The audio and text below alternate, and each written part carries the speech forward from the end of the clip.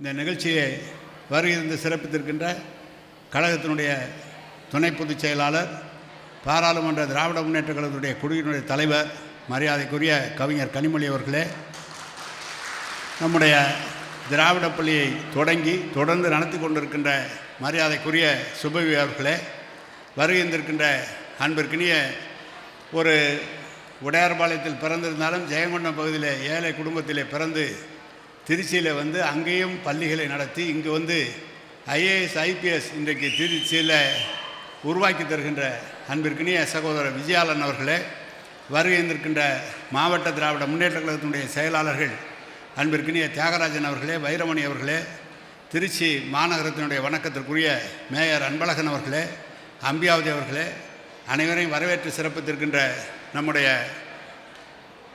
உமாபதி, எங்களுடைய இளைஞரணி செயலாளராக இருந்து பணியாற்றியவர் அன்பிற்கினிய உமாபதி அவர்களே, வருகின்றிருக்கின்ற துறையூர் சட்டமன்ற உறுப்பினர், மாவட்ட ஊராட்சி தலைவர், வருகின்றிருக்கின்ற மகளிரணியைச் சேர்ந்த சகோதரிகள், கல்லூரி மாணவ மாணவிகள் அனைவருக்கும் வணக்கம்.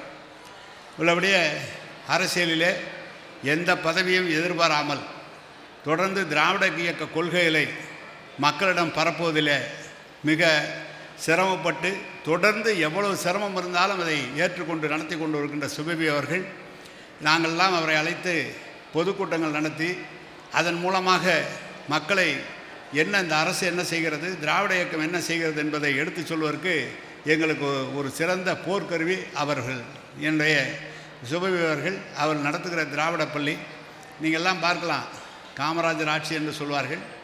அதுக்கு பிறகு தொடர்ந்து அண்ணா அவர்களுடைய ஆட்சி, அதுக்கப்புறம் கலைஞருடைய ஆட்சி, அதுக்கப்புறம் எம்ஜிஆருடைய ஆட்சி, அதுக்கப்புறம் ஜெயலலிதா அவருடைய ஆட்சி, இன்றைக்கு தலைவருடைய தளபதி ஆட்சி அல்ல, இது திராவிட மாடல் ஆட்சியாக திராவிட இயக்க கொள்கைகளை கொண்டு வந்திருக்கிற ஒரு அந்த கொள்கை ரீதியாக சித்தாந்தத்தை இயக்கம் ஆட்சி என்பது தனிநபர் மேல் இல்லாமல் கொள்கைக்காக ஒரு ஆட்சி நடத்துகிற ஆட்சியை நம்முடைய மாண்புமிகு தளபதி அவர்கள் நடத்தி கொண்டிருக்கிறார்கள்.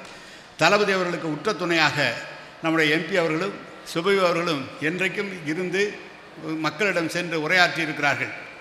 உங்களுக்கு தெரியும், சுபவி அவர்கள் அரசியலில் மிசா காலம் என்பது ஓராண்டு காலம். திராவிட முன்னேற்ற கழகத்தை சேர்ந்தவர்கள் 500க்கும் மேற்பட்டவர் இன்றைக்கு தளபதி உள்பட அனைவரும் மிசாவில் இருந்தவர்கள்.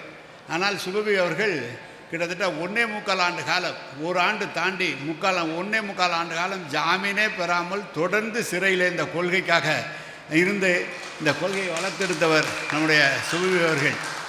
அவர் பேராசிரியர் என்பதை காட்டிலும் இந்த திராவிட இயக்க கொள்கையிலே ஆசிரியராக இருந்துதான் அவர் பணியாற்றி கொண்டார். சுபவி அவர்களை பேராசிரியர் என்பதை காட்டிலும் திராவிட மாடல் ஆட்சியினுடைய ஆசிரியராக தான் அவரை பார்க்கிறோம். எங்களுக்கு இந்த அறிவாலயம் கட்டுவதிலே எங்களுடைய தலைவர் கலைஞர் அவர்கள் எங்களுக்கு சில ஆலோசனை சொல்லி இந்த அறிவாலயம் எப்படி இருக்க வேண்டும் என்பதை எங்களுக்கு சொல்லி அவர்தான் எங்களுக்கு இதையெல்லாம் ஆக்கி தந்தார். அறிவாலயத்தில் திருமண நிகழ்ச்சி நடக்கிறது, இன்னும் எங்களுடைய செயல்வர்கள் கூட்டம் நடக்குது.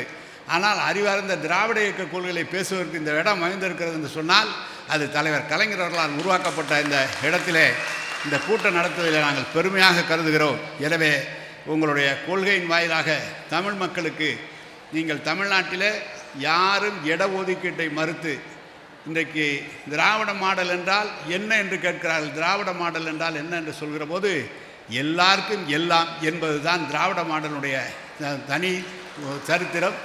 எனவே இவர் இந்த ஜாதி மட்டுமே படிக்க வேண்டும், இந்த ஜாதி மட்டுமே வேலைக்கு போக வேண்டும், இன்னார் தான் அந்த பள்ளிக்கு போக வேண்டும், மற்றவர்கள்லாம் இந்த ஹோட்டலில் கூட சாப்பிட வரக்கூடாது என்பதையெல்லாம் மாற்றி எல்லாரும் எல்லா இடத்திற்கு வர வேண்டும் என்பதுதான் திராவிட இயக்கத்தினுடைய கொள்கை, திராவிட மாடல் ஆட்சியினுடைய கொள்கை. அதற்கு திராவிட பள்ளி உறுதுணையாக இருந்து கொண்டிருக்கிறது. அண்ணன் சுபவி அவர்கள் மிக உறுதுணையாக இந்த திராவிட முன்னேற்ற கழகத்தில் எந்த எதிர்பார்ப்பும் இல்லாமல் தொடர்ந்து தலைவர் கலைஞர் அவர்கள் ஒரு அதிகமான மரியாதை அமைச்சர்கள் காட்டி ஒரு மரியாதை கொடுக்கிறார் என்று சொன்னால் அண்ணன் சுபவி அவர்களை அழைத்து பேசுவார்கள் தலைவர் அவர்கள்.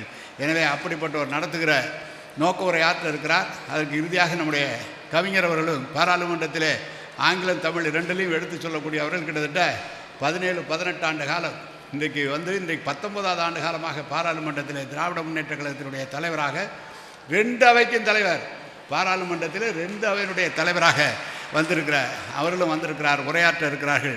தயவுசெய்து மாணவர்கள் இதை பொறுமையாக கேட்க வேண்டும் என்று அன்போடு சொல்லி விஜயாலன் அவர்களும் நான் சொல்வதை காட்டிலும் நீங்களும் சொல்ல வேண்டும் என்று கேட்டு அமைகிறேன். வணக்கம், நன்றி.